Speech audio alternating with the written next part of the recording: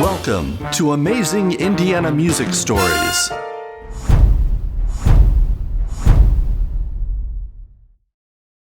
Well, I was born in Providence, Rhode Island, East Providence.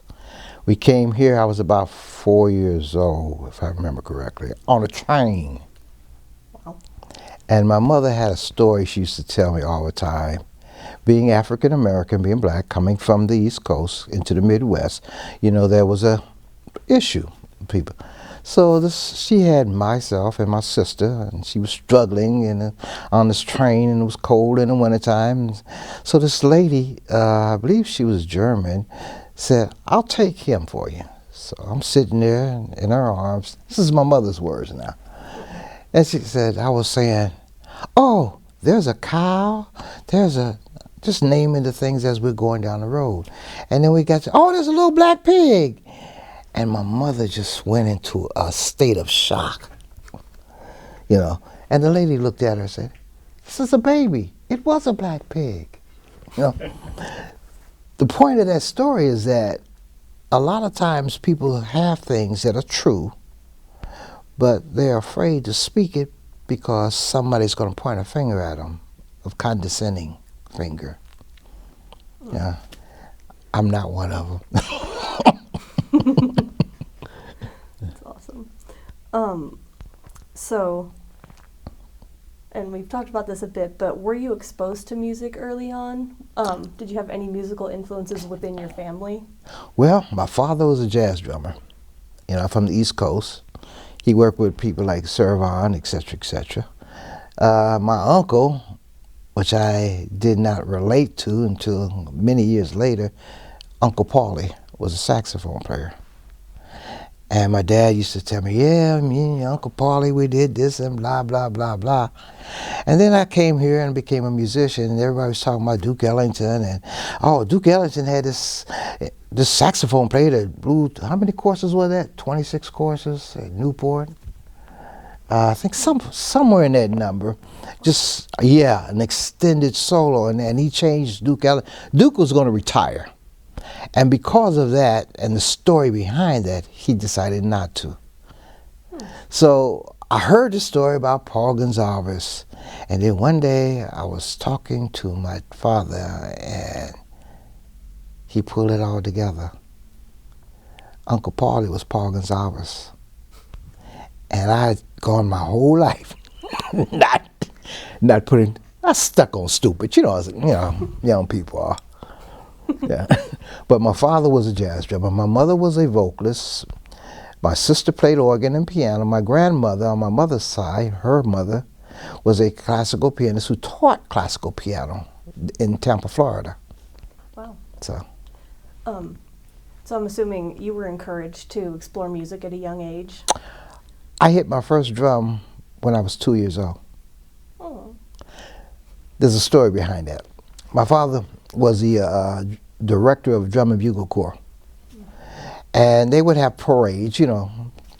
So what would happen was, on the weekends, they couldn't take them back to the warehouse. So they would storm in our living room, sitting on the floor. And as a 2-year-old, I would crawl around, tap, tap, tap, tap, tap. I've been tapping ever since. Wow. Do you think your family noticed you had a talent for it, or just that you were, you know, interested? Do you think they had to encourage you to play or to go for drums, or? My mother bought a piano for my sister. She wouldn't let me touch it.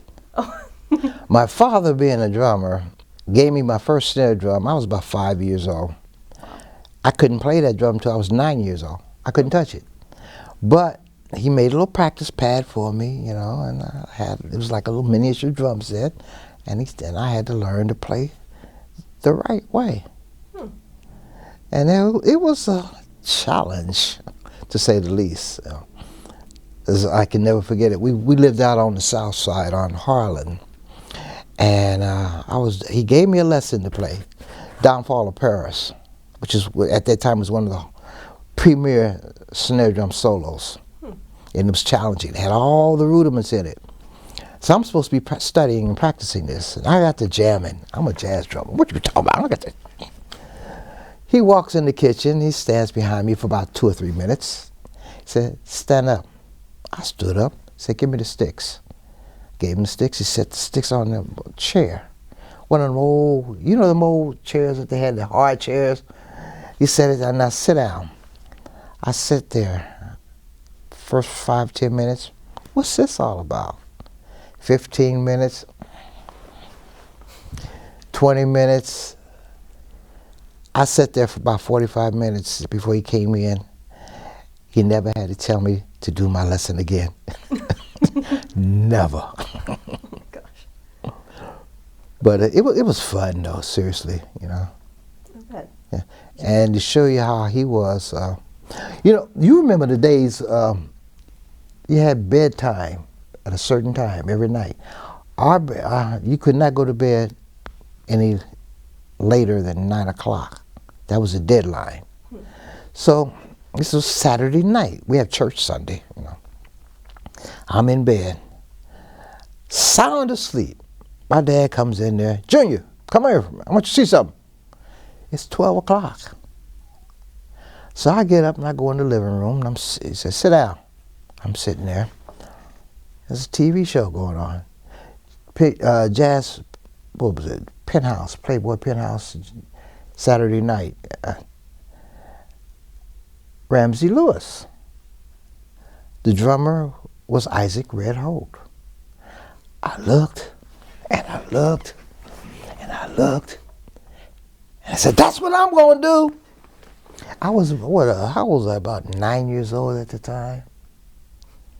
Wow. So it's been my goal ever since then. Wow. Mm-hmm. So when was your first performance?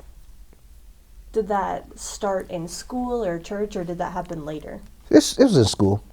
Larry Liggett, you know him, familiar with him. Yes. Larry Liggett was my band director at School 37. He was my mentor. He was my surrogate father. And he started me in band. I still have the little medals we won from band and orchestra. You know, Rosemary Biggs, she was in there. She gave me a picture of us in orchestra, little kids. And I had these big ears, man, and I'm just like, you know. I have it somewhere in my music room. Yeah. But Larry Liggett was the one that got me started playing organized music. You know.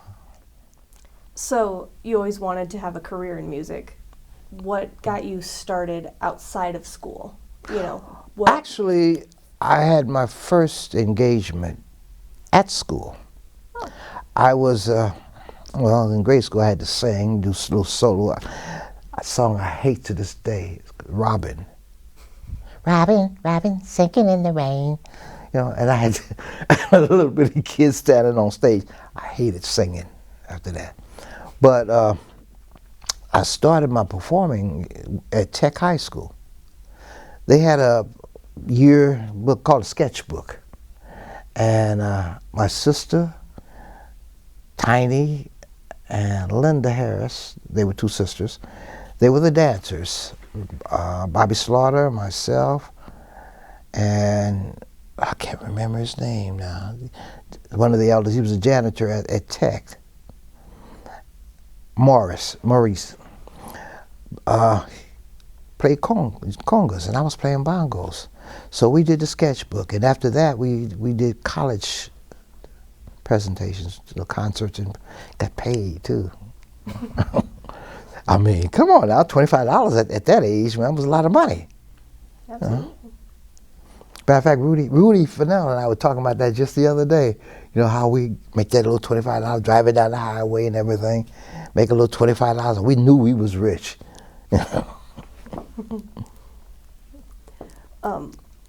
So, after high school, did you study anything else besides music? Did you? Electrical engineering.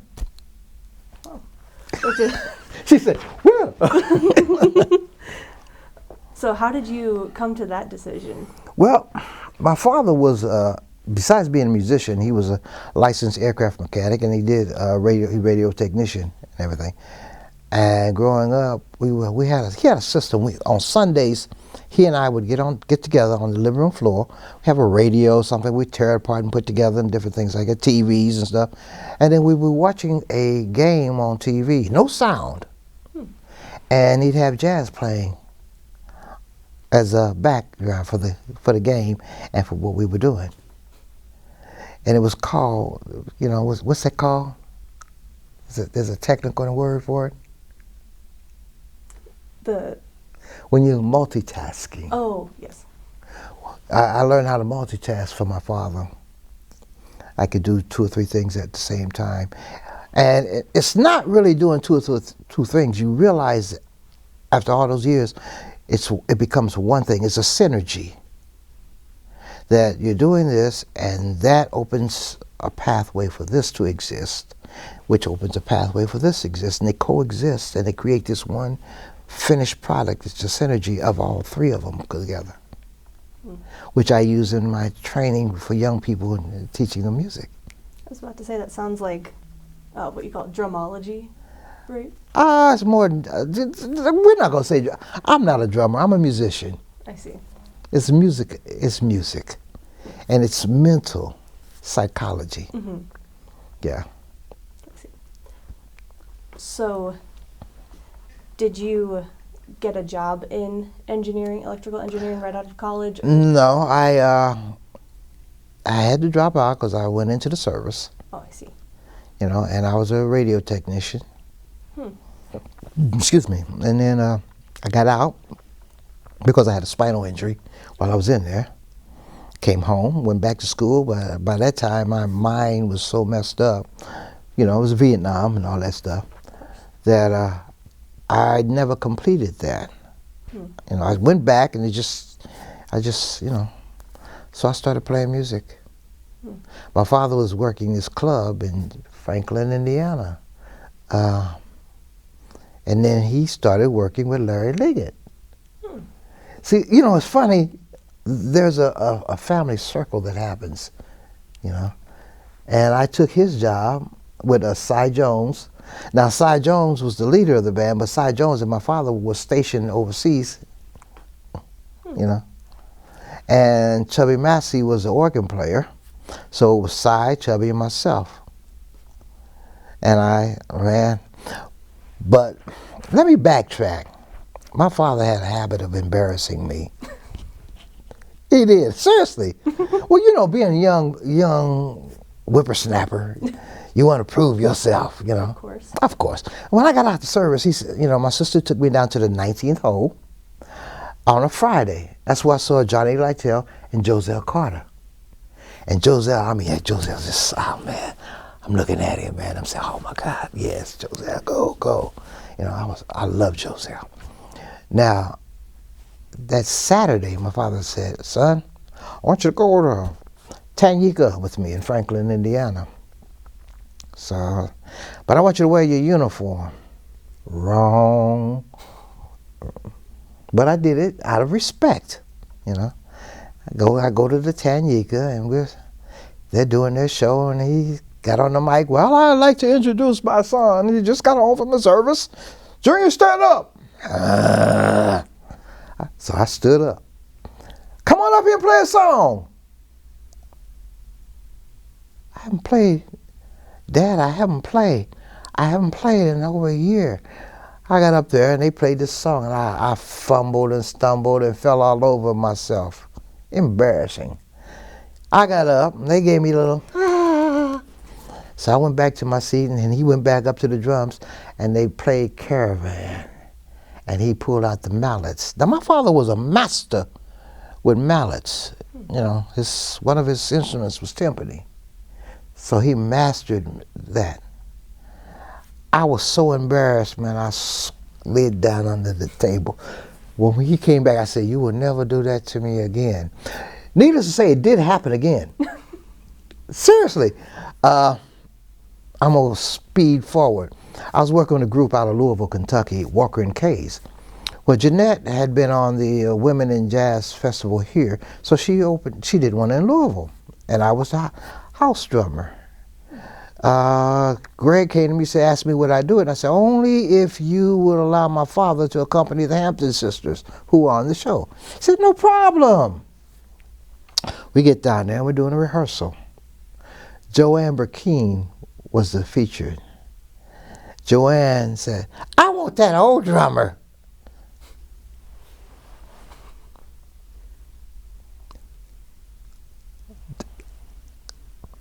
My father got up and he looked at me and he laughed.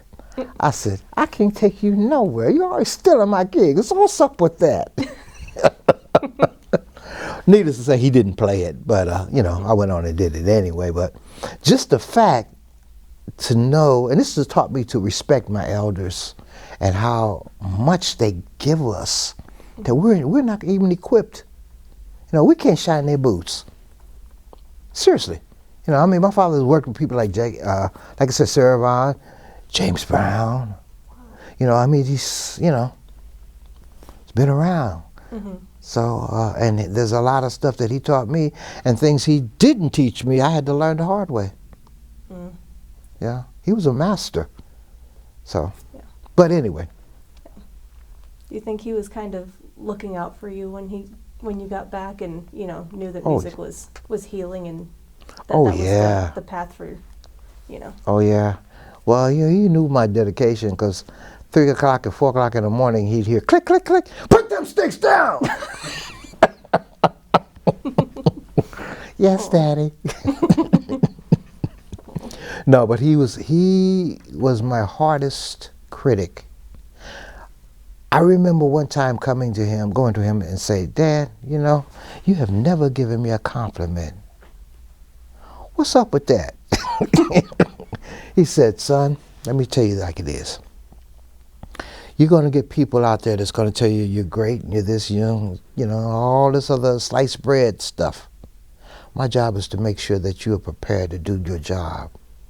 So I don't have time to give you stroking you. I got to make sure you're on point. And I totally got it. When he said it that way, I said, you're right. But he was, yeah.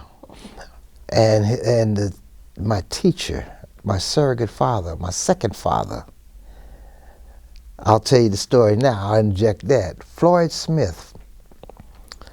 Floyd Smith, I started working with him. First time I worked with Floyd, I got cussed. He cussed me out on the bandstand. Oh, wow. Oh, yeah. That's how they were back in the day. I was building houses, getting in the way, playing stuff that was unnecessary. He turned around one time, he corrected me, and I stopped for a minute. I started back again. He turned around and he corrected me again. Second time. Third time he turned around, he did you've seen those movies where they have excess. That was Floyd. Man, we had a packed house and I just did this for the rest of the night. He would call me, and I have a habit that I do now. I never say goodbye on the phone when I'm talking to people. I say, I'll talk to you later. I'll see you in a minute. In a minute. Hang up. I got it from him. He would call me up and he'd start talking blah blah blah blah blah blah blah blah blah blah blah blah. Bye.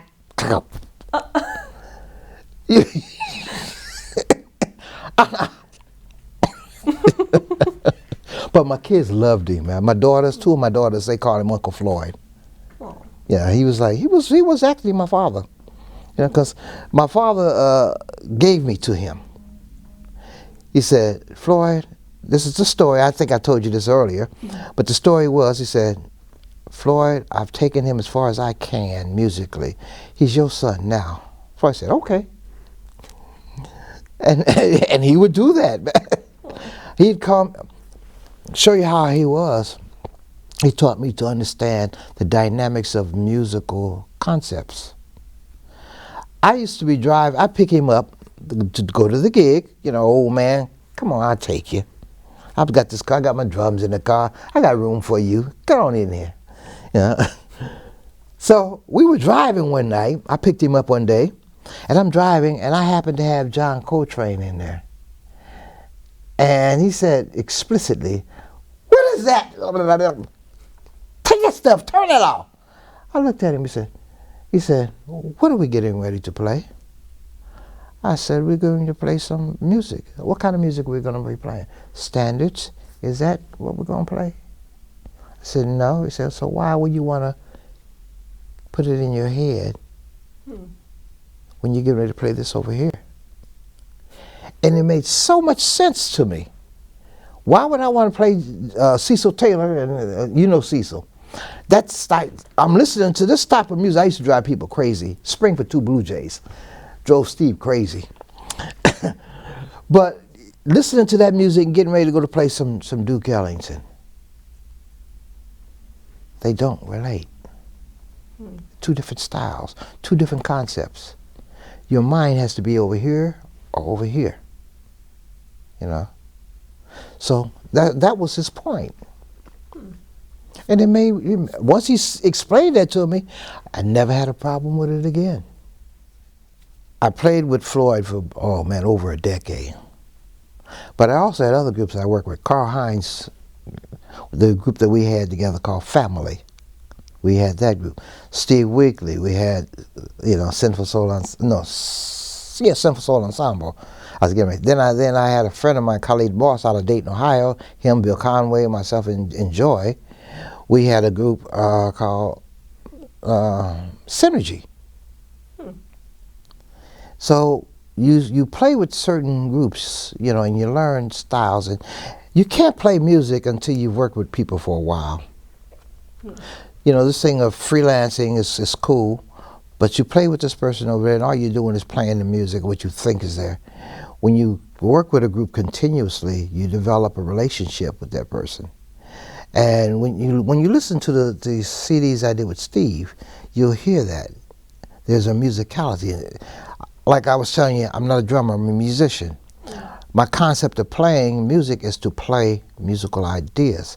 I look at the drum set like a piano. See, I have cymbals and they're pitched. I have hi-hats. If you listen to my hi-hat, and you hear a chord out of the cymbals. You listen to my drums, I tune them like, sometimes I'll do in a minor third, sometimes I'll tune them in a fourth.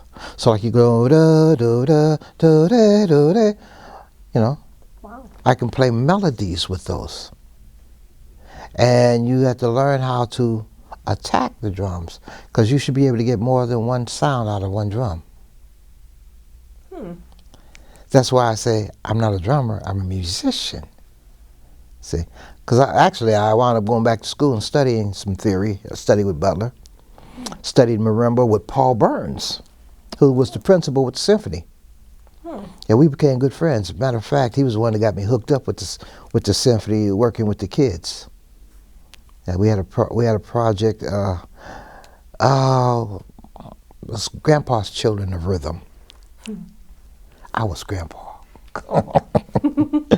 The reason that came about is because two of my grandsons was in the first ensemble.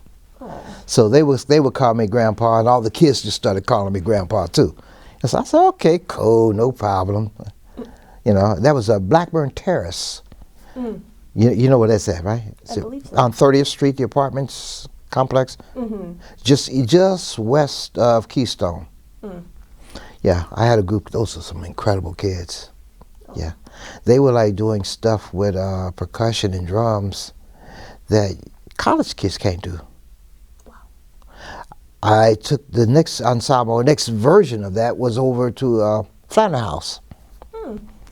It was interesting to show you how the gifted, it's not me, it's the kids. Because you can put things in front of them, but if they don't have that motivation, that desire, that insight, it's not going to happen. Dave Baker was writing a composition for the symphony, and he wanted to hear the kids to get some inspiration. So he came and listened to the kids. And I've been knowing Dave for years, you know, because I was working with Billy Wooten, and Dave played bass on the gig.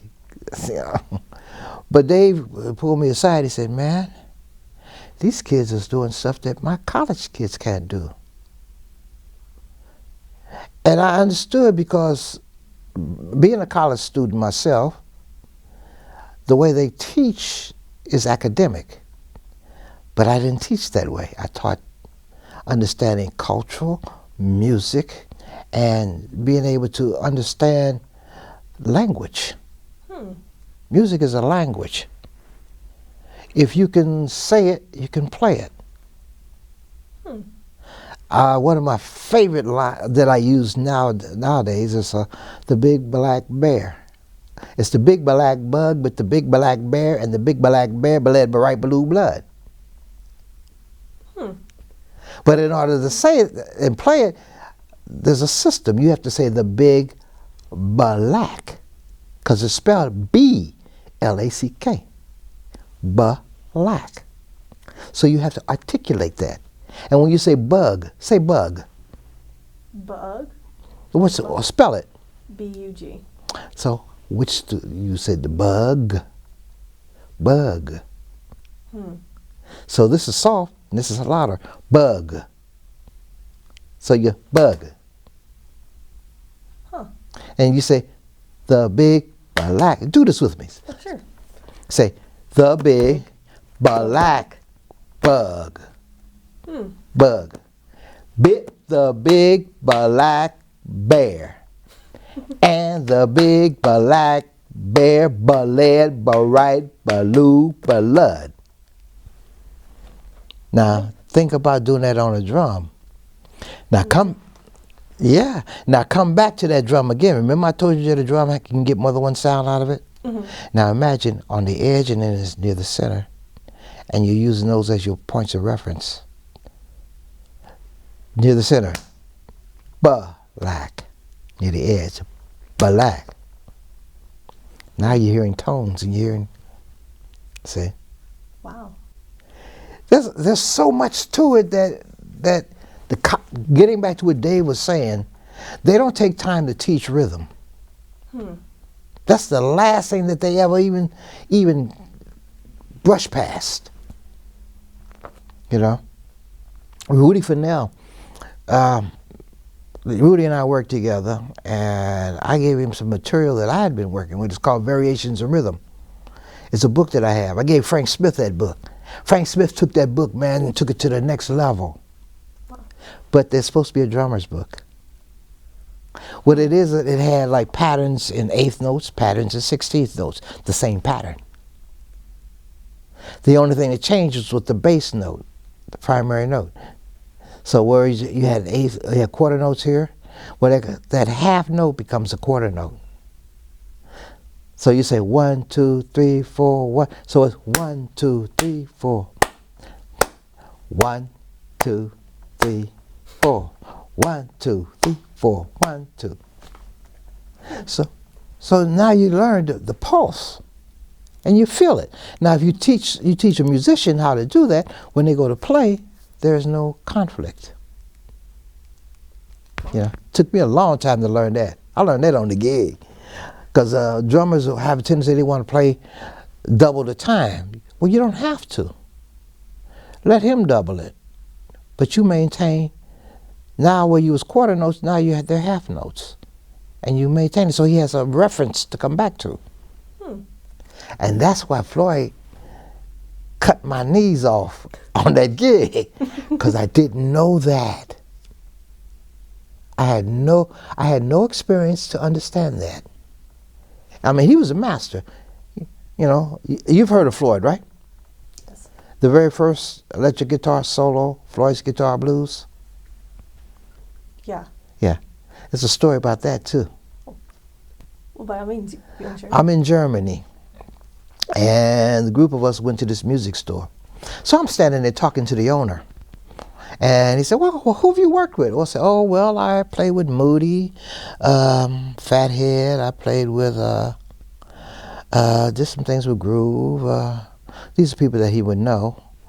And then I said, and then my surrogate father, my adopted father, was Floyd Smith. He didn't say a word. He looked at me. He turned and walked to the back of the store. He came back with this album. He said, here, this is for you.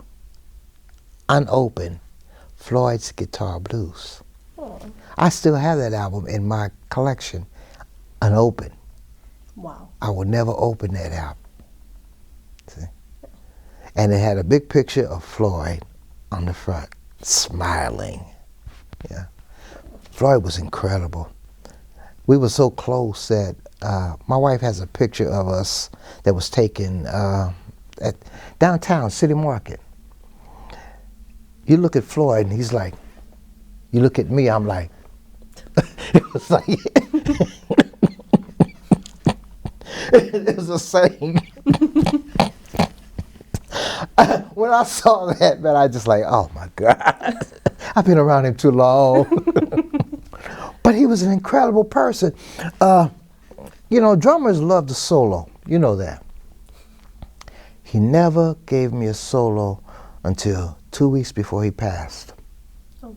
I did fours, you know, and he'll give me a little bit something in there. But we were out to Eagle Creek, never forget it. And he turned around and said, Larry, I gotta go to the bathroom, man. You got it. I said, okay. So I start playing, doing my thing. By this time, I'm playing melodies. I'm not playing rhythms and beats. I'm playing melodies out of the drums. And he's standing there over on the side, smiling. Something said, turn around, look. I look over there, he's standing over there smiling at me. He didn't go nowhere. You know, and I'm saying, well, I got nervous. Then he came in and we took it back out, man. But Floyd, show you how incredible he was. True story. We're down at the Hyatt, I think. Yeah, the Hyatt downtown. We're doing this joint concert with us and then Jimmy Cole's big band.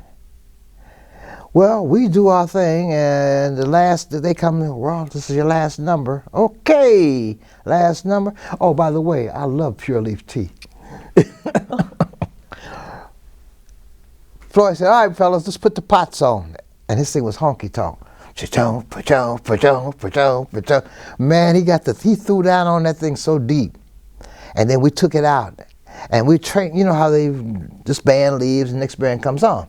There was this little old lady walked around there and she said, I don't want to hear them big band. I want to hear that little trio again. They sound so, ooh.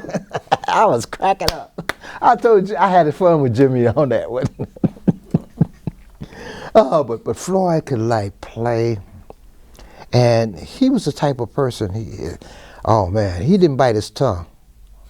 We were at the Hilton, I think it was the Carousel, and Floyd, we were playing the trio, and the manager, young guy, coming out. Bring it! You're too loud! You're too loud! We're not playing loud at all. He just had one of them power trips going on. Floyd said, all right, fellas, let's bring it down. I said, bring it down. Okay, we dropped it down. You could barely hear us. I mean, it was below a whisper. And we played that way, and the manager came in, will you guys bring it up a little bit? Floyd looked at me, man, you told us to bring it down. Said we were too loud. I mean, that's how Floyd was, man. He was, oh man, he was an incredible human being, but he could show, man. I used to love sitting there and just listening to him and Carl Bailey swap stories. We would be playing, the music is smoking, but I couldn't wait to break time. So I could sit there and listen to these old men tell these stories. Oh boy, they were incredible. And like I said, Carl Bailey had played with my dad. Yeah, and I met Carl in my living room. They used to like rehearse the bands in my living room. You know Harvey Cook, guitar player, blues guitar player from Mississippi. But he was #1 blues cat around here. Bill Jennings was in my living room playing. So as a kid, I saw these cats, man. I used to like, they had a stage show at the Walker. On Sundays, they'd had the stage show. Now, we couldn't go in the clubs because we're kids. But they would bring the clubs to us. Oh. And me being the drummer's son, I used to run back and forth on the stage, backstage and everything. I got in everybody's way, man. They was throwing bricks at, get out of here, boy. And I'm having fun, man. And then we go up in the balcony and we'd have a party. We had parties every Sunday up in the balcony, man. You know, just jamming, man. But it was so much fun because you got there, you saw movies, and then around noon they would take and suspend the movies and the bands would come on stage. And we got a chance, we got everything that was in the clubs was right there on stage.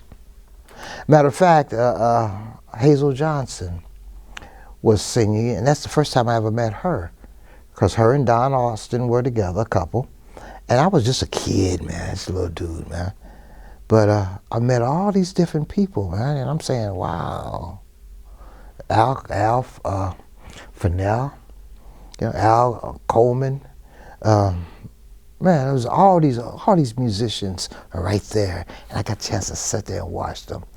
That's an education that you can't get into college, because these guys came on and they played music. They didn't play from a book, and they would tell you, you know, Moody, James Moody. I'm at Gillies, and the bass player, young guy out of Louisville, had problems with time.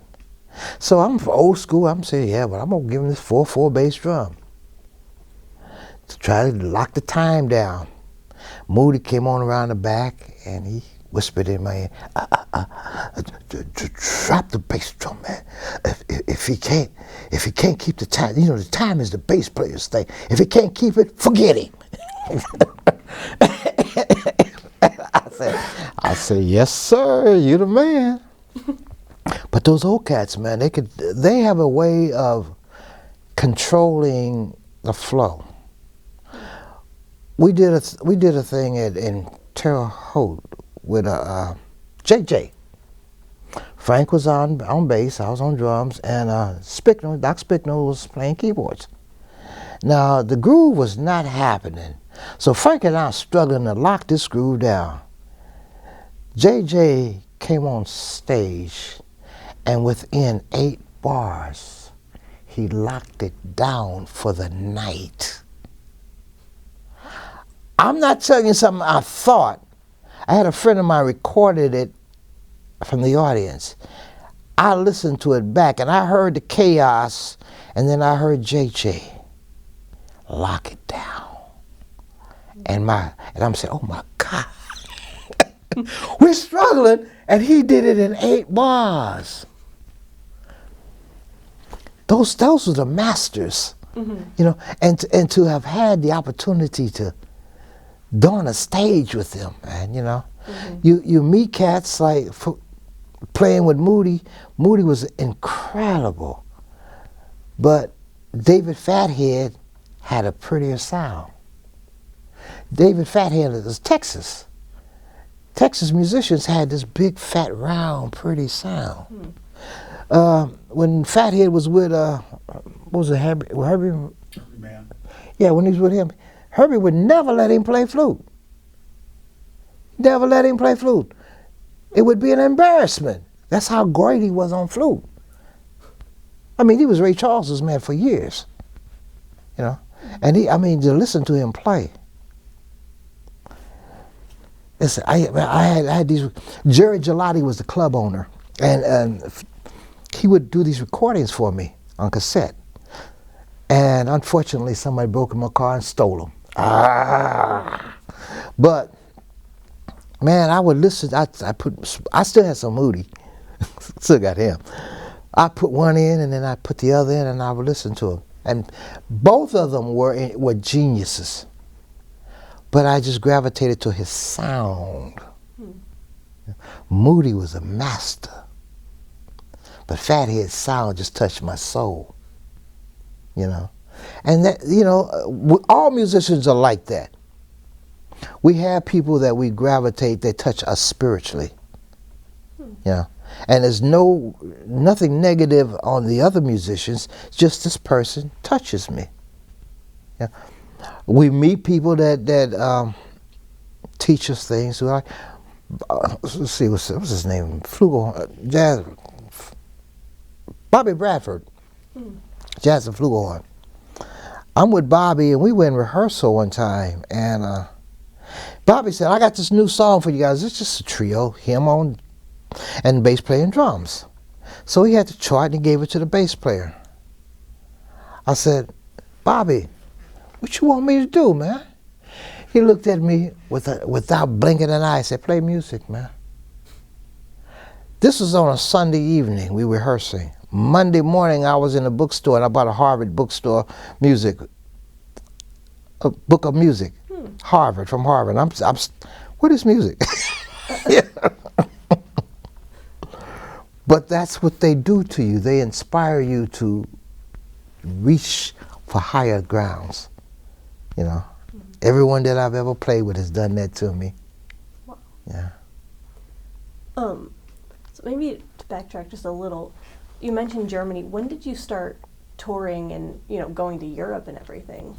Well, actually, it was more than Europe. We did of course. True story. I was having some issues, and I made a commitment that it was a spiritual commitment. I said, I've been trying to do this. I can't hang. I'm not equipped. So I tell you what, I'm gonna give it to you, but when you come, let me know it's you. This was on a Friday at 7 o'clock at night. 7 is a very spiritual number, mind you. I've done 70 tours around the sun, and I'm working on that 7th, so it'll be 77 in April. But that Friday night, I went to bed. That Sunday at 7 o'clock, Michael Brown called me. Now, Mike and I grew up together. Larry, I got a problem. What's your problem, Mike? I've got this tour for a year out of the country, and my drummer just quit. Can you do it? Yeah, Mike. So we, the first part was the first 6 months. We started off in Alaska, came back, then we went to the Pacific. We toured the Pacific. I did Korea, Japan, Okinawa, Guam, and we ended that in Hawaii. And then the second part was in Europe. We went to Iceland, was there, Germany, and a couple other places in Europe. You know, we toured over there. And that's where I got the recording, in Germany. So, but that was, man, it was weird, man. That's when I had that experience of 24. Oh, yes, where you slept for... I slept 24 hours. Yeah. Yeah. That was after I came back from the Pacific. Oh my gosh. Well, you know, here's the thing. Okay, from Guam, our next stop was Hawaii. That's a 17-hour flight. Wow. I had never slept on I've been flying since I was about 7, 8 years old, because of my dad. I had never slept on a plane. 17-hour flight, I didn't sleep on that.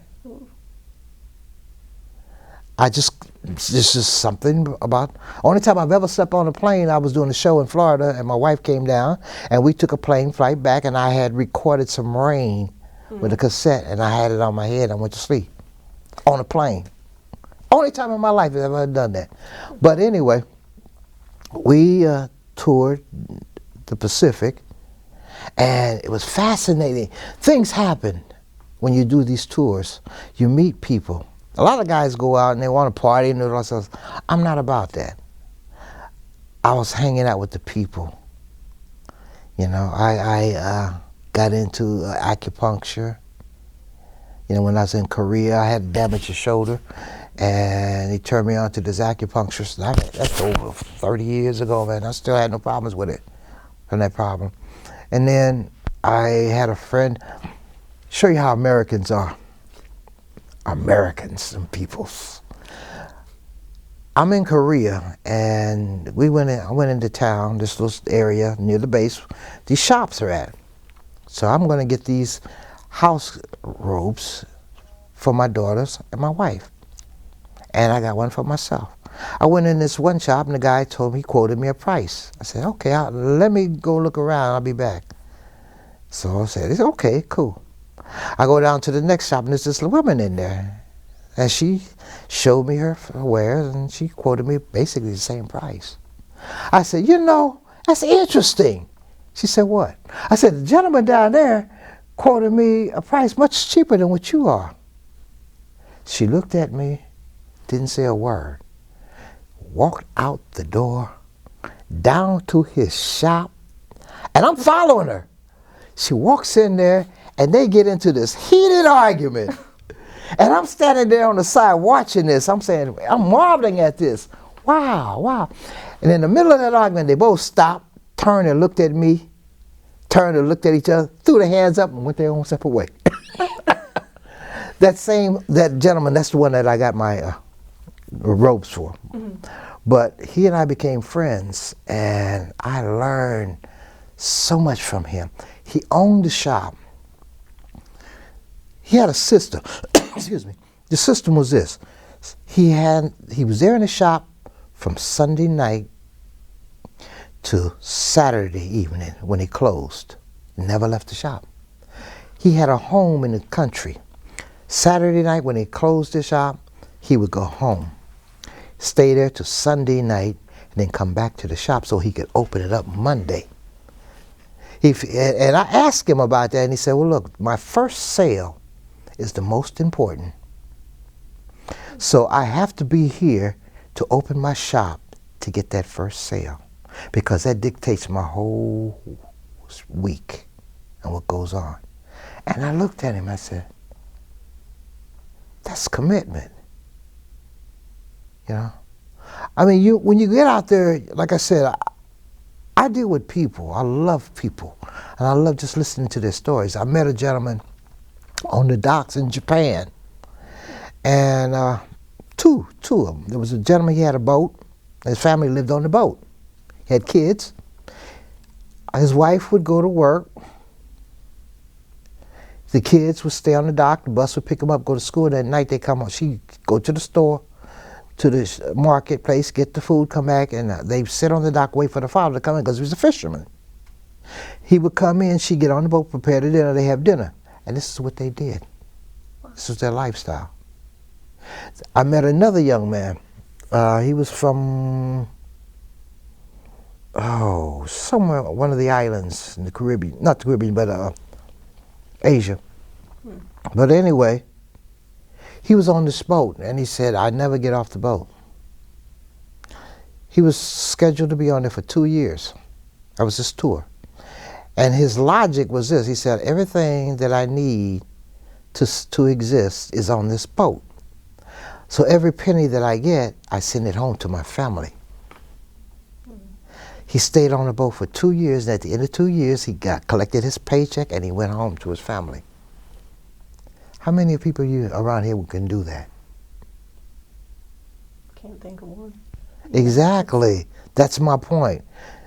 And I mean, that's not the only story that I was able to glean from being out there.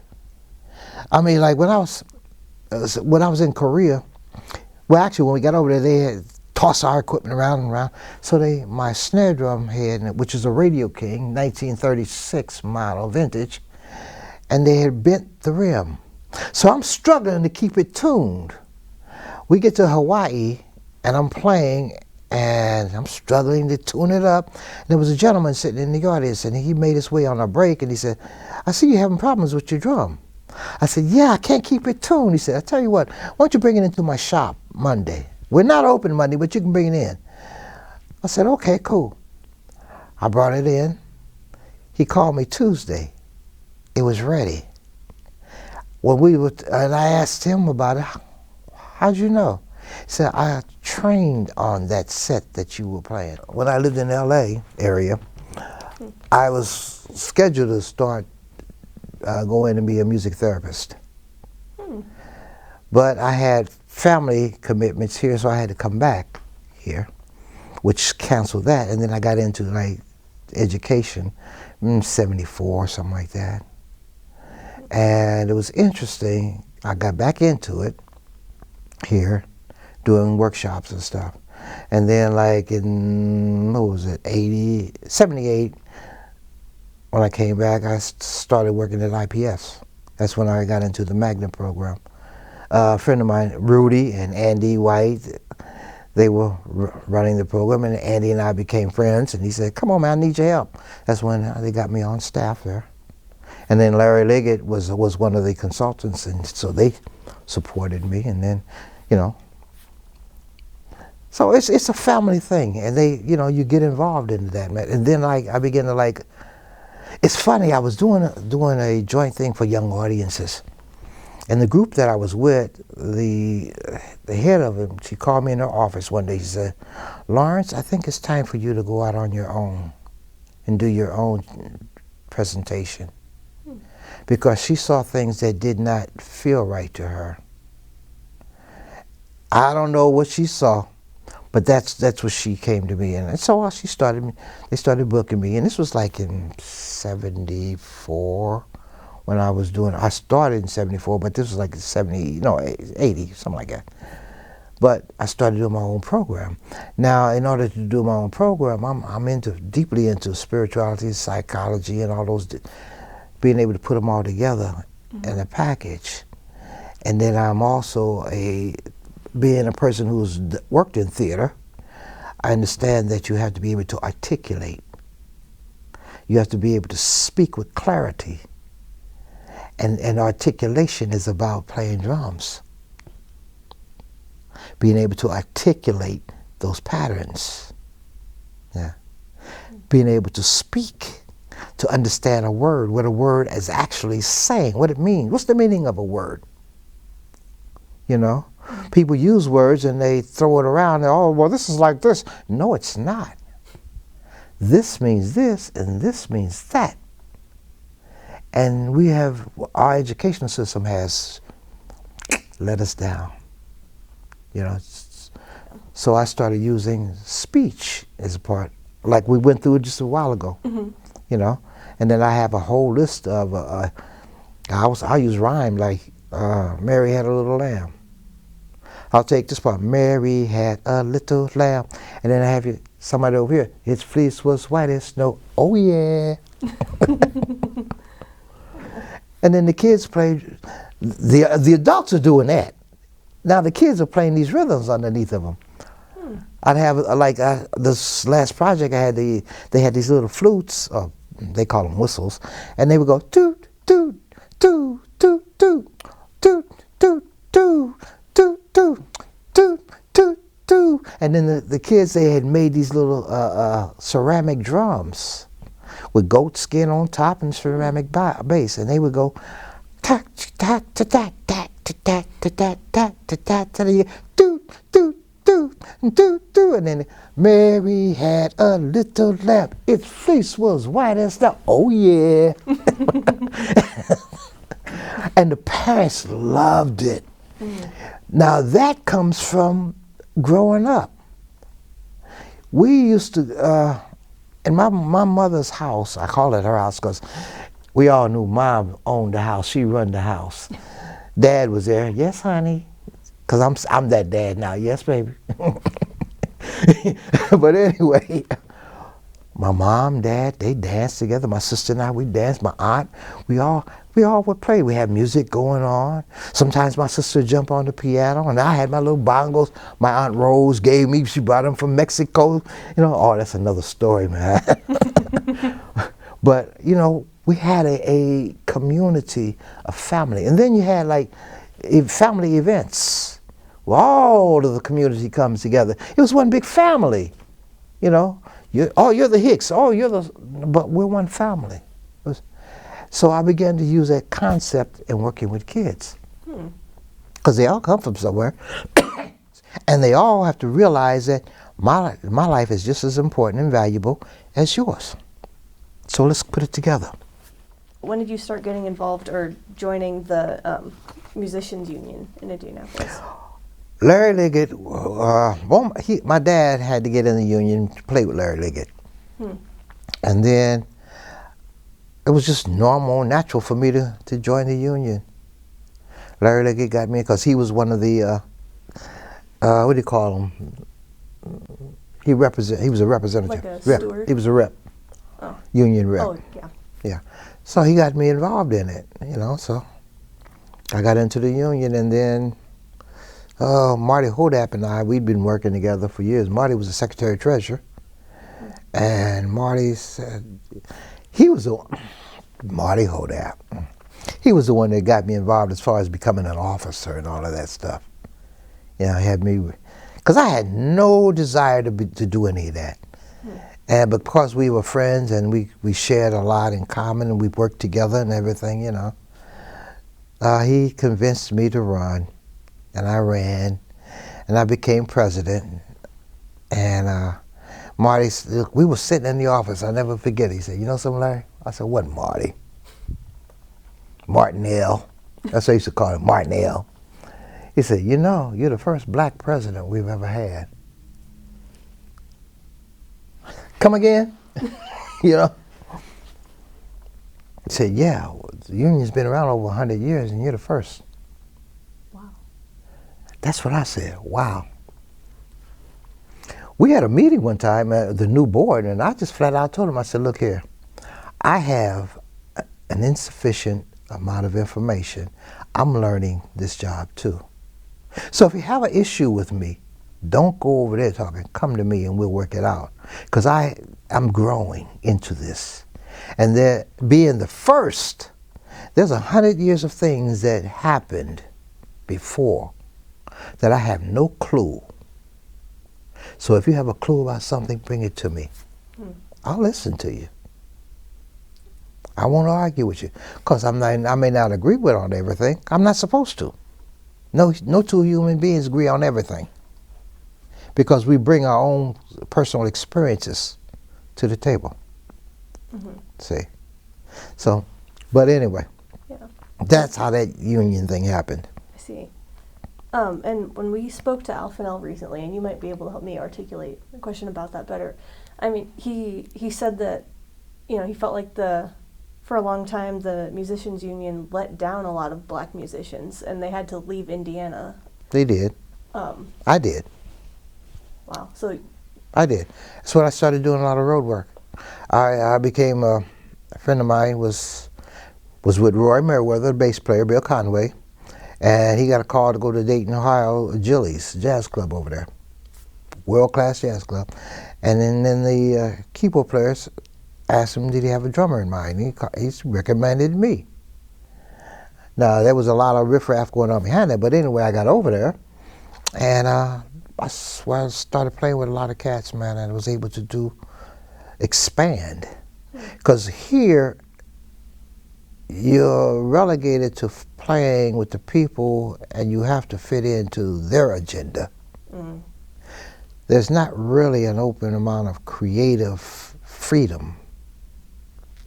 See, and as an African, okay, I had a person, and I'm not going to name no names because that's rude, but had a problem with me being chosen to be the assistant director of the Magna program, and it was a racial thing, but they used the analogy, well, I played with Nancy Wilson. And when that was brought to me, I said, fantastic. I studied with her mentor. So your point? You know. Though that's what Al's referring to. There's a current. Now, I'm not going to say racial. That exists, true enough. But there's another problem. You have classical musicians. They have a certain mindset they have to have in order to do their job. Freelance musicians have another different mindset, and they have to have it to do their job. They don't fit together. You know, they will fit together if you take time and, out of respect, find those little niches that do this. But most of us are so locked into what we're doing, and we feel if I relinquish this, I lose this. Yeah. Classical musicians are very stubborn. They are. I mean, I've sat and watched auditions, right? And they brought in young people that make the mistake of adding a little of their own personality. And the minute they do that, they say, oh, yes, that's nice, thank you. I'll call you. You go in, you play what's on the printed page, period. You articulate what's on the printed page. Period. No additives, nothing else. That's the one they're going to call. And it's understandable because you have a conductor that has a program, an idea. There's an orchestra you have to fit into. Now, if you're throwing this, oh man, I like this little niche over here, it doesn't fit. So classical musicians are required to do that. You take a freelance musician, you go in the studio and record. Very few, if any, play exactly what they recorded in the studio. Very few. They may get close to it, but I can't name too many that do. Right. And I didn't learn that until I was in the studio. You know, I worked in the studio for a long time, but you know, I started doing studio work at around 74. Okay. Mm-hmm. Seems like that's the time your career kind of started branching out in a lot of really interesting ways. It really did. It really, because I was doing workshops, I was working with kids, doing performances in the schools and stuff, and then doing some studio work. Mm-hmm. So what was that studio work like?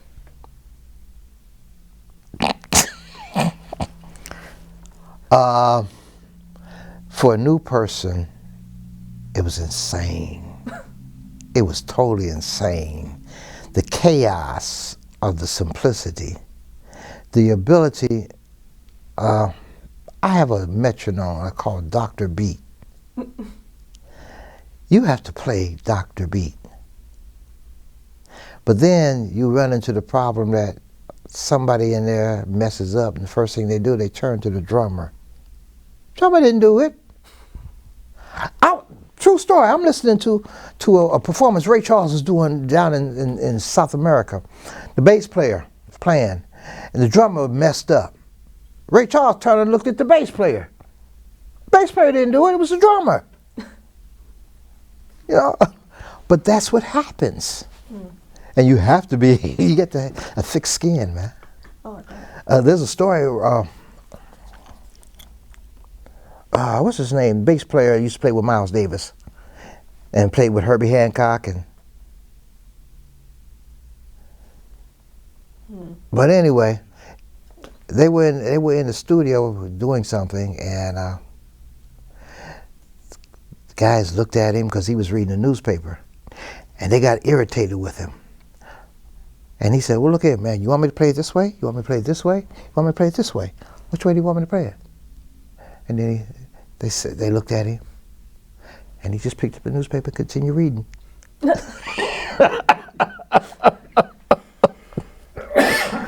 But he knew what he was doing, and he knew what the music required.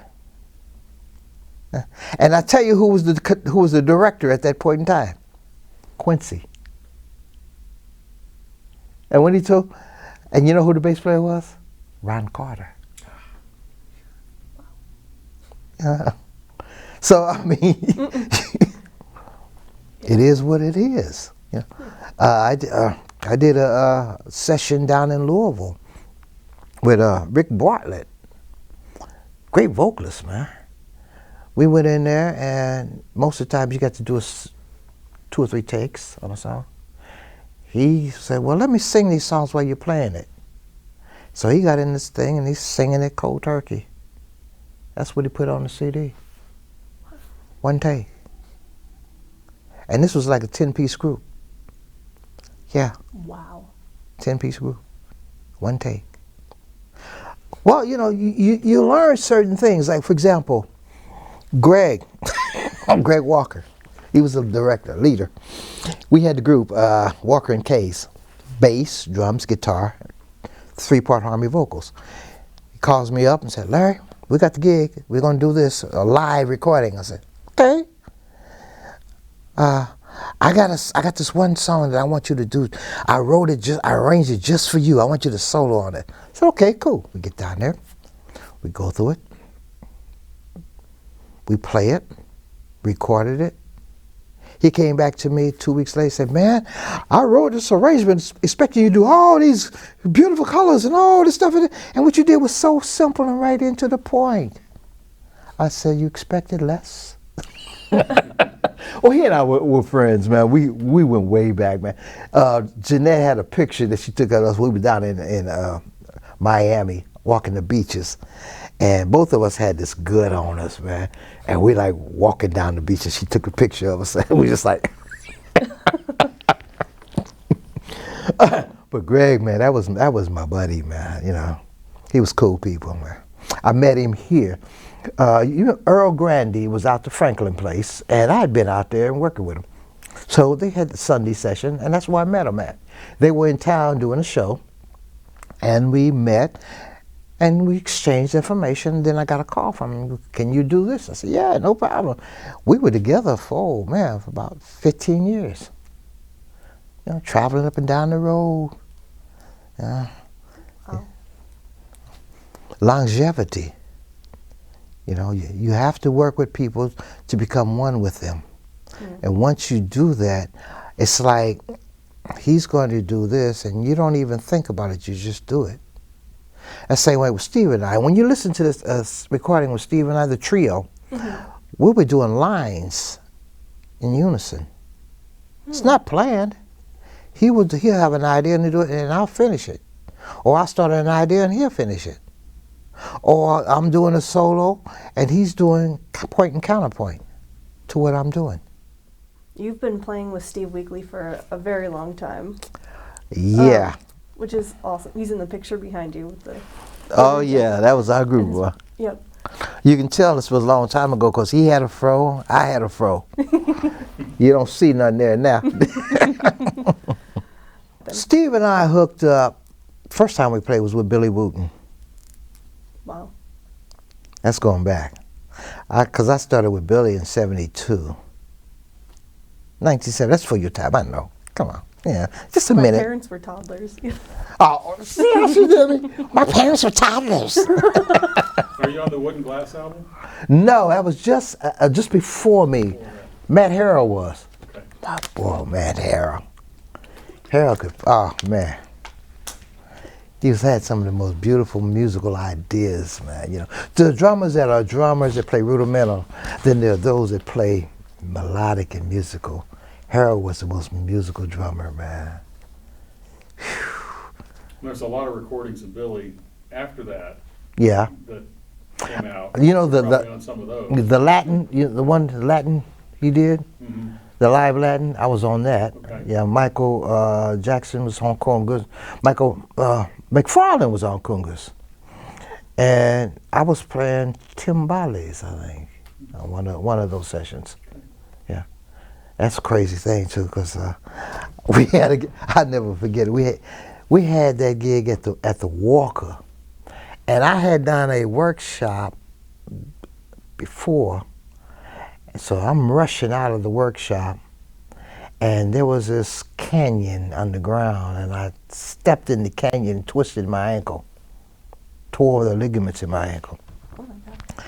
I had to spend 6 hours playing timbales, standing with the torn in pain, you know.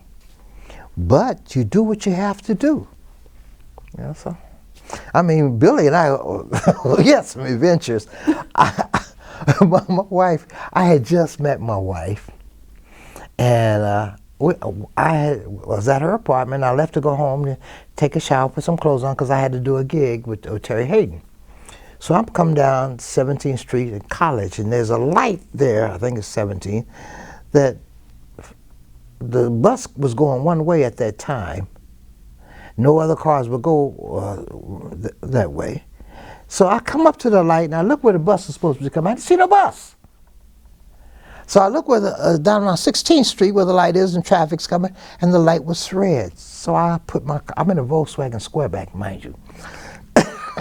I put it in first gear, and before I could fully accelerate, I look up, I'm going to hit 8. That's all I remember. Until the ambulance guys was there, and I came to for a minute. He said, "Are you all right?" That's the dumbest questions. "Are you all right?" "Oh yeah, man. I just kissed the bus."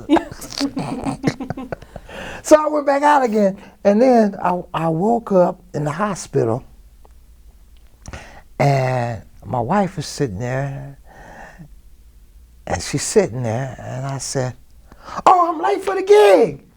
She said, "The gig is over. It's 6 o'clock in the morning."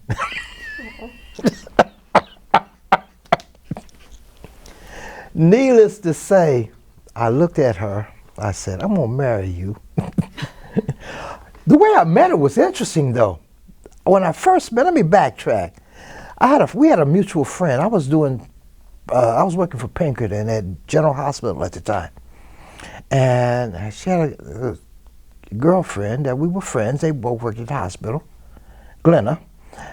So they had this party, this Christmas party at the house. So I'm there and I'm talking to Glenna, blah, blah, blah, blah, blah. We're friends, and I knew her sister. We're all friends. And I see this, I said, "What?" Then it went back again. I said, "Glenna, who's that?" "Oh, that's Charlene. We work together at the hospital." I said, "Oh, why don't you bring her down to the British Lounge on Monday?" I said, "Okay, cool." She brought her down, we're talking, and the guys called me up to play, and they left out. So I said, "I'm going to be at the Murat Sunday. Why don't you come on over to Murat?" So we got to talking at the Murat, and I said, "Well, look, tell you what, I got to go up and play because I'm working with Roy Merriweather at the time." I said, "Look, here is my business card. Give me a call sometime." "Oh, I'm cool, man." Bourgeois, man. She called. We got together, and I had to marry her. So that's the story of Mrs. Clark. Yeah. Oh. Yeah. Needless to say, she worked hard on me. I mean, being a musician, musicians are unique animals. We get into habits, and we're constantly dealing with people. So we dedicate our lives to dealing with people. In a relationship, man and woman, you have to have time for that. And you have to learn how to say no and be over here, It was, and then being a father, oh my God, Yeah, balancing family and touring. Man, my daughter, our oldest daughter, Erica, her name is Erica Sundra, majestically beautiful one. Now, I get off work at 2 or 3 o'clock in the morning. I come home, she'd wake up. So she'd get up, she's not crying, she's just awake. We sit on the living room floor listening to John Coltrane, Ella Fitzgerald. Her favorite singer was Ella Fitzgerald. Her sister's favorite singer was Billie Holiday. Go figure. No, but it's fascinating. You really get to a point you really understand that there's a balancing act. My father was a musician, but he had time for me. He trained me in things. He showed me things, My mother, the same way. My mother worked 2 jobs at one time, to help support family, So, and my wife and I, man, we worked together. We show you how blessings happen. Remember when COVID hit? Just before COVID, I paid off my van. We paid off our condo. Then COVID hit. Remember I told you I did? Yeah. Yeah, that's what I did. I said, okay. Thank you. That's it. Yeah. And we don't do enough of that. Yeah. Jimmy Witherspoon. Spoon. That man can sing a song so slow, the whole band can go to the bar, have a double shot, and get back before he hits the second note. Greg, the guitar player, had never worked with Spoon. I had already worked with Spoon, so I knew his program. He got nervous. He almost had a nervous breakdown. He went to the bar and had double shots. And I had never seen him drink like that on the gig, because he sang so slow that it made him nervous. Am I going to hit the note on time? Because Spoon would say, 1 foot in the gutter. Now imagine you got to play. Yeah. Just, yeah. Come on, Spoon. Come on. Hit that last note. But he was an incredible human being, though. You know, and he taught you not to be mechanical. Most musicians are in the beginning are very mechanical. You couldn't be mechanical with him. Ray Charles was the same way. You know. So when I worked with Fathead, he'd been with Ray all them years. So it was the same reality. You had to be engaged in what you're doing. You can't, oh, well, I know this song. I'm going to play it. No. Suppose he wants to do this opposed to that. You know, you have to be connected. Is that telepathy? There you go. That telepathy's got to be there, man. Gotta feel it. Yes, indeed. Khalid Moss is the same way. Khalid Moss is one of the most incredible keyboard. He played with, well, we did the thing at Jellies and the different people, but he also was with Pharoah Sanders. He was also with Betty Carter. You know, various people like that, man. He went on the road with Groove. I didn't, you know, because I had family and I had other obligations, you know, and I didn't want to deal with that. You know, by that time I've had enough of that, you know. But he was like an incredible. This cat had messed up his right hand, these fingers. So all he had to play with was this. But you didn't miss these. He was so incredible, man. You know, he's on. I'm gonna leave that CD with Kenny Washington. He's on that. Okay. Yeah. Tell us about some recordings that have been released that you're on, that you can think of. Did the thing with Billy. That's over in Japan. That's touring Asia. Did some things with Greg and them. Various people. You know, half that stuff I don't even remember anymore. Yeah. You know, I go in my music room and I'll be rumbling through some songs. Go out in the garage. Oh, I forgot all about that. I have stuff. Okay, I was a percussion instructor at Shortridge. I've got music and stuff there that I don't even remember. When I was preparing to go through some of the stuff to bring here, I found stuff that, dang, I didn't remember having that. You know, we had a philosophy, and most of the cats, like David Young was like that, Steve was like that, Khalid, Bill, and I, we definitely had it. We worked this job in preparation for the next. Once this job is done, unless there's something major that you have to carry forward, that goes over there. My whole focus is on the next job. I'm saying that to say recordings I did, I don't even, you know. Oh, so Kathy Morris, not too long ago, gave us a photograph of you with the Hampton sisters. Yeah, I recorded with them. Yeah. So, what's your relationship with them? Did you say earlier that your father played with them at all too? Yeah, it went this way. I started playing with the Hampton sisters, but then my schedule got crazy. So I asked my father, would he do it? My father was like this here. I've done this, I've done that. I'm going to choose what I want to do.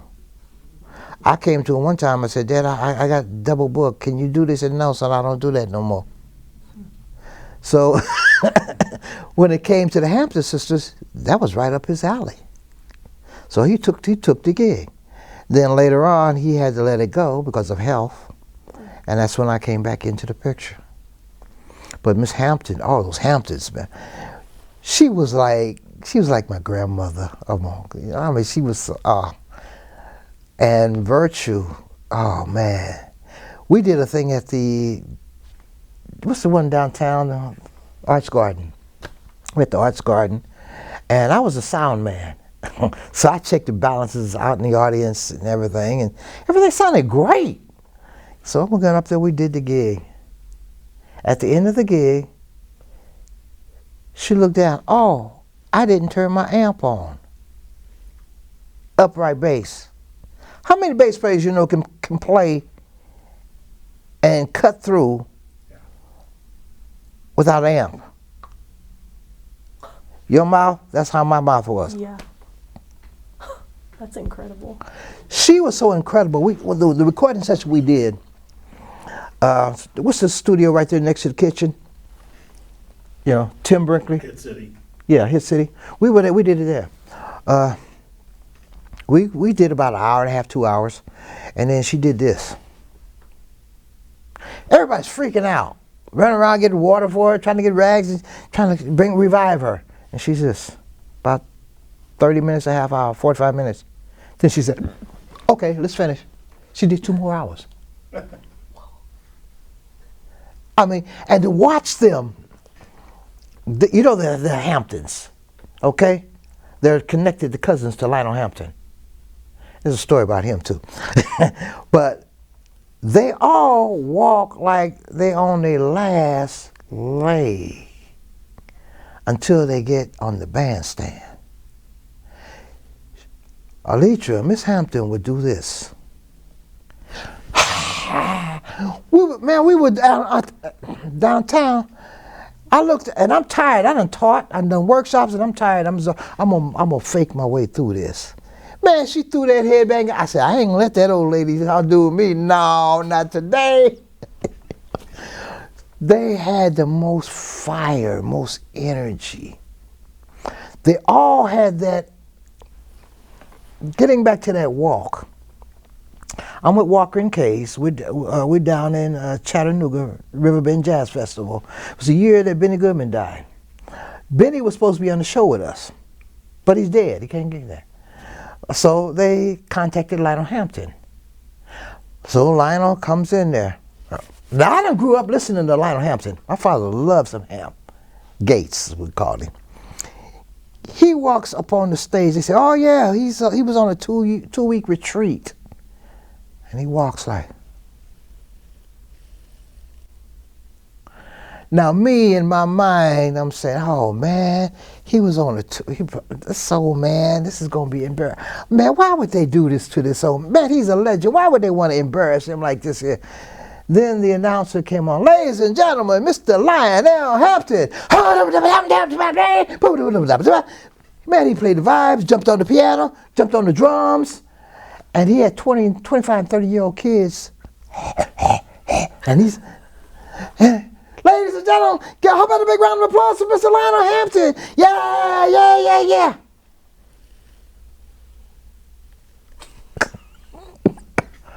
I was so outdone that when they introduced me to I said, Mr. Hampton, I want to play with you one day. Now I'm an old man, grown man. And I was just overwhelmed. Guess what? You know Jimmy McDaniels? Yeah. 6 months later, Jimmy McDaniels calls me and said, Larry, I said, yeah, Jimmy, you want to play with Lionel Hampton?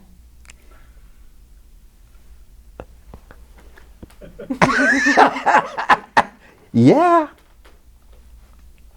Had multiple things. Saturday Evening Post came and recorded it, videoed the whole show.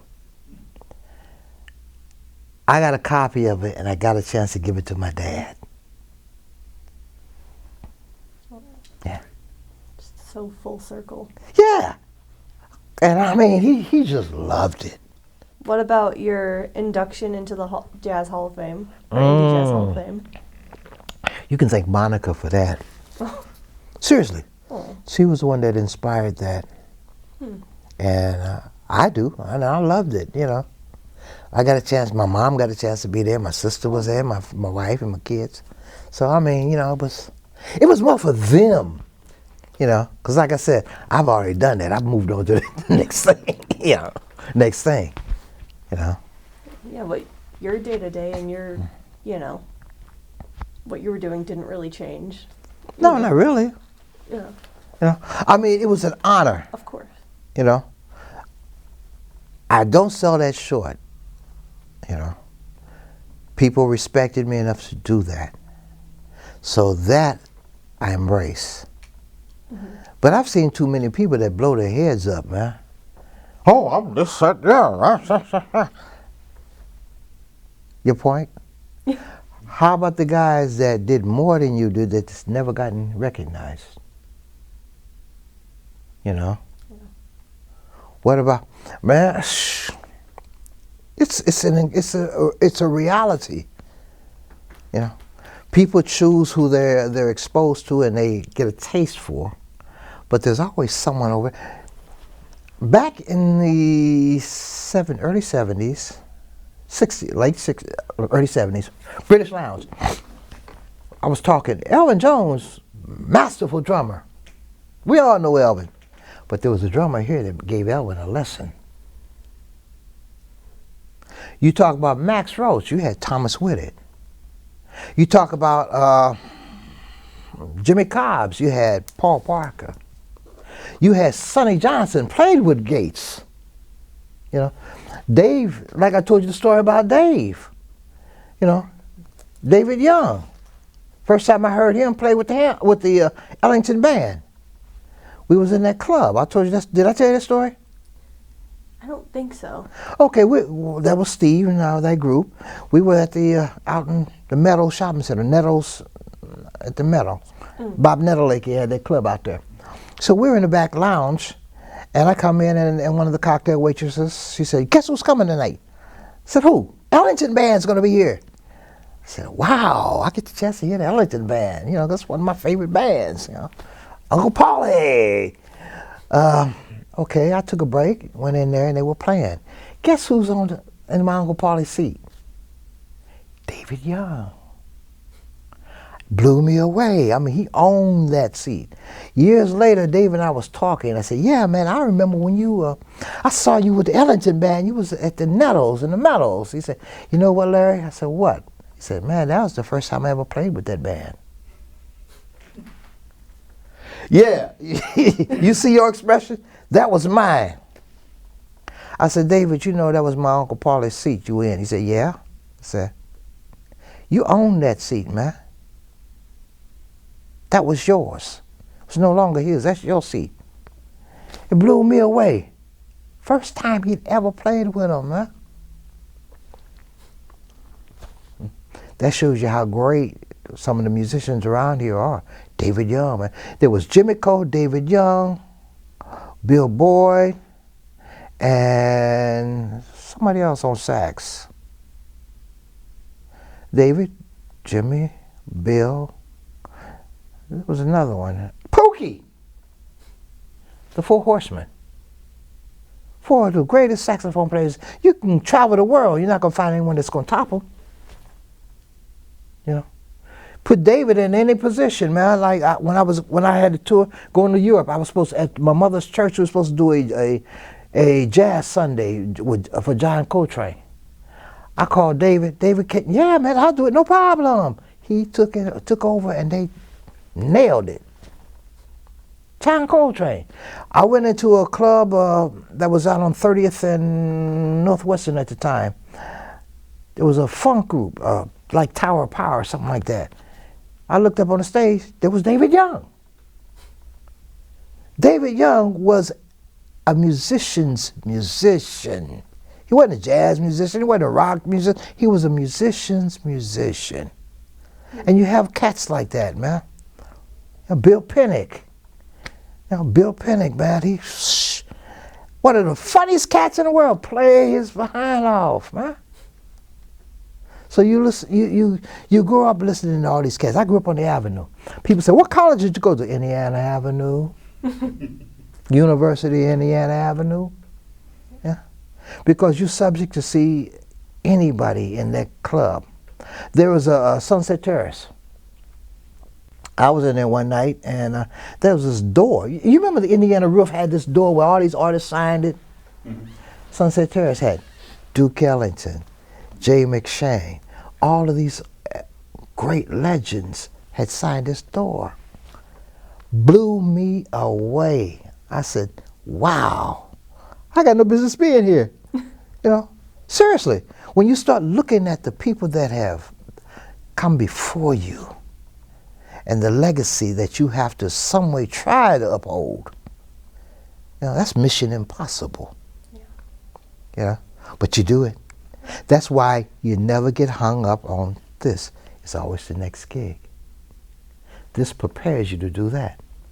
You know, I didn't, when I started at Beef and Boards, I had decided, because I was with IPS at the time, they paid for me to go back to school. So I went to Butler, and I was studying some music. I wanted to take some musical theory, and et cetera, et cetera. That's where I met Paul Burns, principal with the percussion, with the symphony. I studied marimba with him. Because I studied marimba with him, another friend of mine said, hey, they need a percussionist out to Beef and Boards. So I got in there. Now my setup was I had snare drum, ride-time bass drum, timpani, cymbals, orchestra bells. So at any given point in time, if it was a vocalist on the stage, I was playing drums and pointing counterpoint on the bell line to the vocalist on the stage. Talking about something that'd freak you out. Yeah. Man, that's work. Yeah. So if you're so busy stuck on yourself here, can you ever get to that level where you can do those things and feel comfortable with it without freaking out? You can't.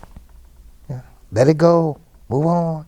I had an Aunt Rose, and being in the Midwest, there's a certain way that we articulate in the Midwest. I say we because I'm here, grew up here, of course.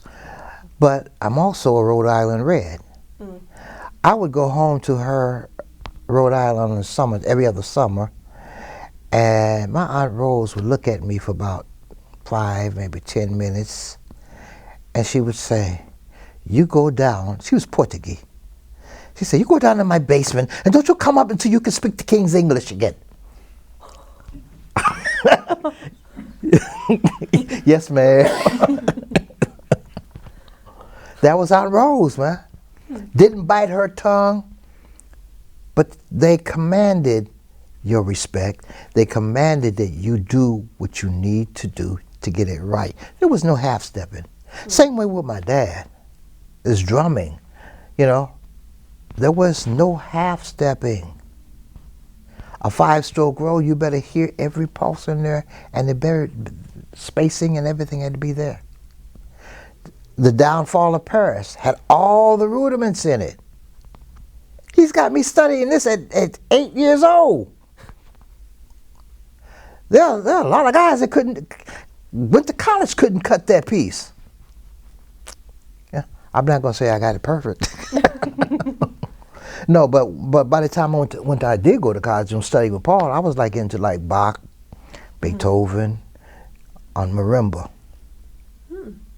Oh yeah, yeah. My favorite piece of all times is Borodin's Polyvesian Dance. Ooh. Are you familiar with that? I can't think of the tune in my head, but I know. Strangers in Paradise. Da da da, la da da da da da da da, la da da da da da da. That's my all-time favorite. You know where I saw that at? Where? It was in a sci-fi movie, Space Odyssey. Huh. Do you remember that? I remember the movie, but I don't remember that part of it. Yeah, that was the theme song that they did. You know, these astronauts or spacemen, they went to this island, this planet, and they had all these women, these gorgeous women, and they came in there and they wanted to stay, but they had to leave. And the theme song kept going through the da da da la da da. And imagine you're a 7, 8-year-old boy sitting there listening to this gorgeous music. You know? And I grew up listening to classical music. I told you my grandmother was a classical pianist. Mm-hmm. So it was listening, they had opera, they had all that stuff on TV. You stood there and you watched it. And you got into it. There wasn't no, oh, that's all right, I'm going to go. No. You sit there and you learn to appreciate it. So yeah, Strangers in Paradise, Timbuktu. You know, have you ever seen that? I'm not quite sure that I have. Eartha Kitt was in that. Oh, okay. Yeah, I've got that music in one of my cases out there. Timbuktu. Wow. Bach. You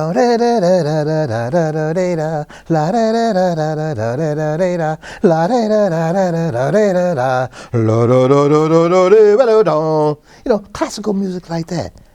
Now think about when you're playing jazz. It's classical music.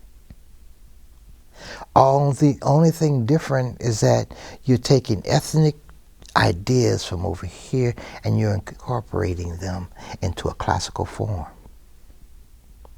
Yeah. There was a young man, I heard this story. He was a student in Europe. I can't remember where it was. Can't remember where, but he was from the India. Now he grew up listening to the Indian classical music, ragas and tablas and all that stuff. Now you know that's a unique form of music. So to graduate, to get his degree, he had to like compose, put this composition together.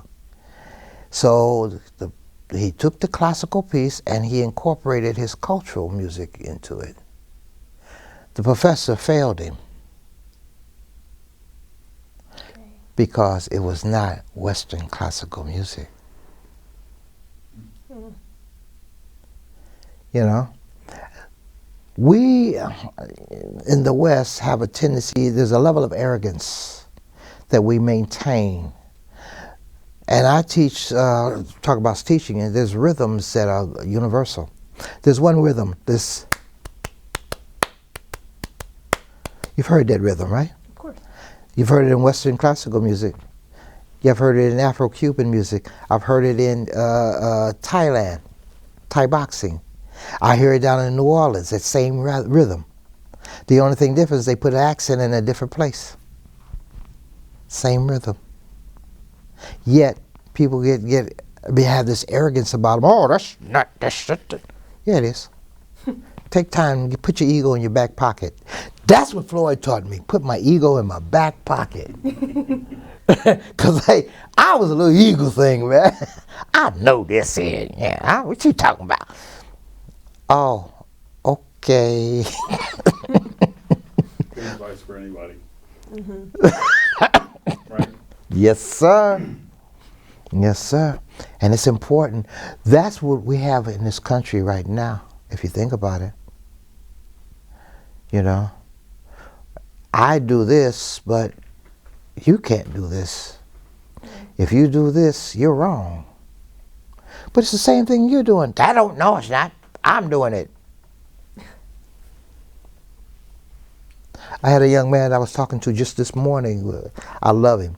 I met him when he was a kid, young man, and he was in one of my summer camps. Well, I was on a gig, and he was playing bass, and I saw this lady in the audience that I knew. So I went out and I greeted her, and because we go back. She said, "Oh, that's my son on bass. He was a student of yours." That happens. Happened to me in Germany. You want to hear a funny story? Of course. Okay. I have allergies. And I was having an episode. So I went to the dispensary to get some medication for it. I'm standing there, and there was this young lady standing there with a baby in her hand. And I looked at her, something about her just kind of registered. I didn't want to be rude and stare, so I just went, there was chairs, and I sat down. She comes over, she sits down beside me with the baby. She says, "Hi, Mr. Clark. Do I know you?" "Oh, yes, I played saxophone in All City Jazz Band in Indianapolis." Okay. Now, suppose I had been arrogant and dismissed her, you know? And the blessings that we're able to do as educators.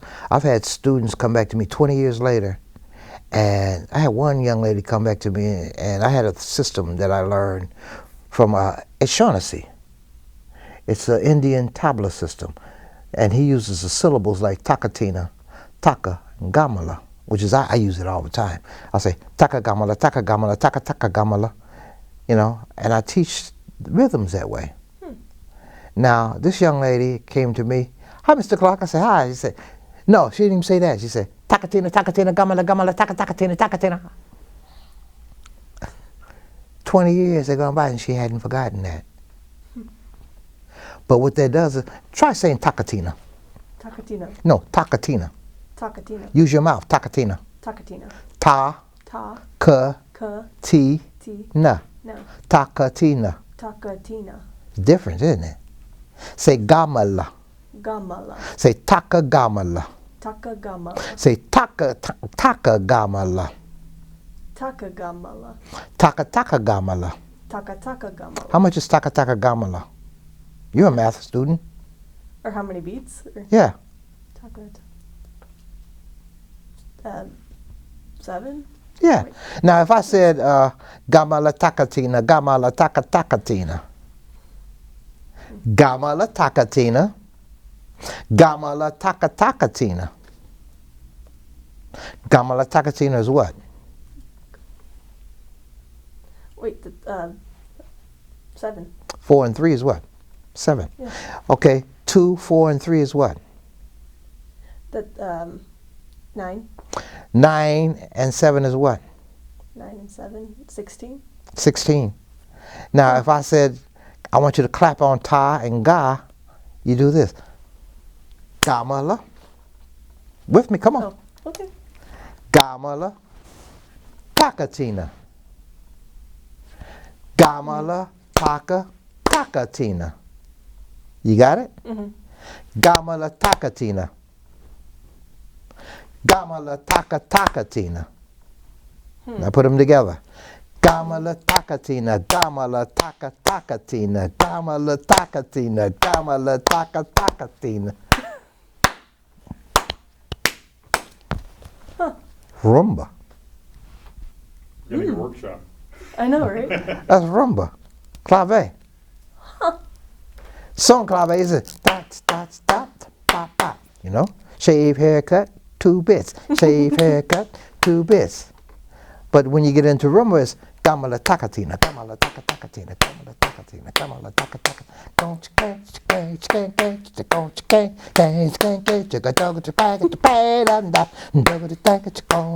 you Wow. You'll never forget it when you learn it that way. No? Because you know, you'll be hearing them syllables. Oh, yeah. Yeah. And then when you say that other beat that's around the world, gamala.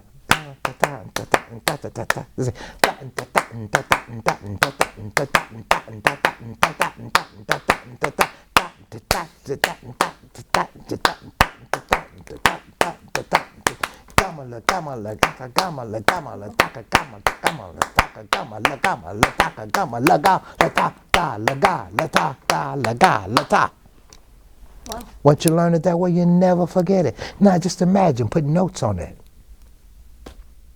Yeah, is there anything else you'd like us to Anything know? you'd like to know? What's the one thing you would like to know most of all? The meaning of life. No, I'm kidding. The meaning of life. Life is the exposure to what is and being able to negotiate your way through it without being totally discombobulated.